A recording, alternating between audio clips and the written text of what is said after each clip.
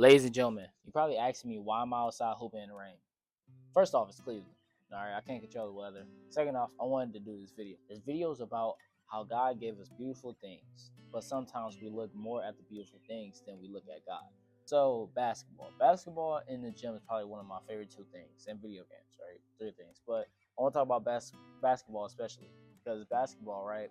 During COVID and even before COVID, I loved it. Like I literally always wanted to play basketball. I always knew I wasn't that good enough to be in the NBA, but I wanted to be a trainer. I wanted to do something basketball related, and I still love to play it. I'll play it every day if I could, but getting old.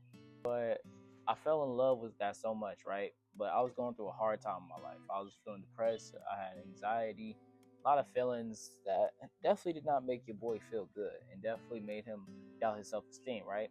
And I always believed in God, so I always felt like God gave me this so I can express myself, or I can go to a place, my secret place, my hideout, and just enjoy that time by myself.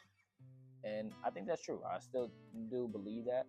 But one of the things I think I did wrong, and that I think a lot of people do wrong, is that when God gives us that good outlet, right? That outlet that teaches us discipline, consistency.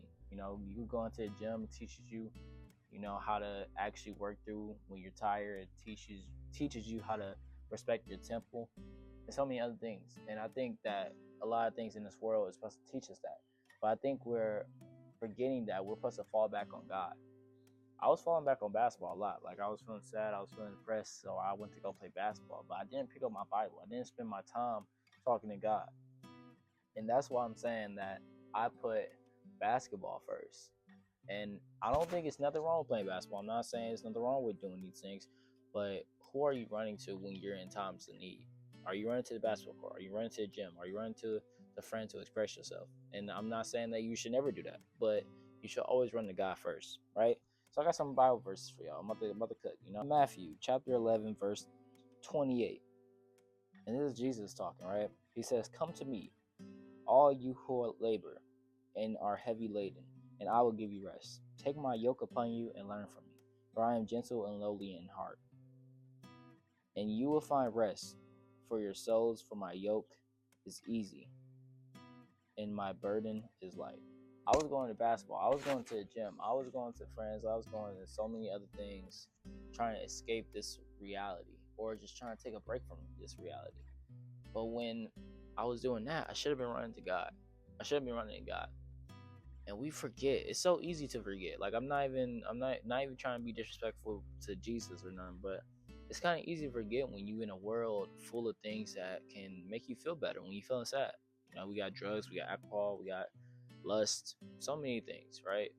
But I always knew deep down inside there was something I was missing. Even though I believed in God, I knew it was something that I was missing. It was that fire. It was that relationship. And a lot of people feel the same way. Like you can love God with all your heart, but sometimes you feel like that fire is just gone. The fire that you used to have, like when you used to read the Bible every single day. Yeah.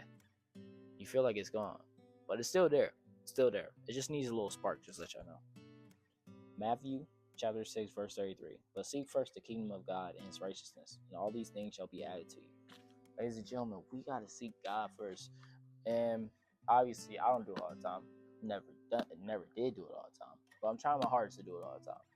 And if you feeling like that, this world is overwhelming, if you feeling like, that the safe place is the activity that you love to do, just remember that God can handle all your problems. Remember that God can handle all your issues.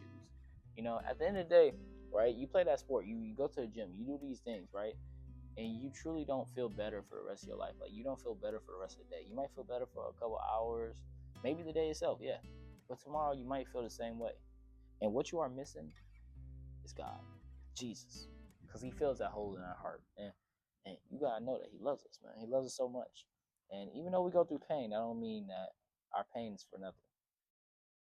John 3:16, for God so loved the world that He gave His only begotten Son, for those who shall believe in Him shall not perish, but have everlasting life.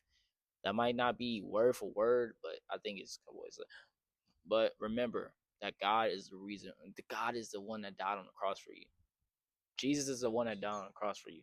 It is not basketball. It is not gym. It is not video games. It is not cooking. It is not TikTok. It is not Facebook. It is nothing else. Jesus was the one that died on the cross for us. So you gotta make a commitment, I should say, and you gotta make a commitment in remembering who you should put first. And I want something about this video. I'm not saying there's nothing wrong with the stuff you're doing. If you're doing and it's helping you better, it's teaching you, it's, it's helping your mental health, it's helping your spiritual health, it's helping your physical health. If it's doing all that, keep doing it. But just remember, in times of need, in times that you don't need, put God first.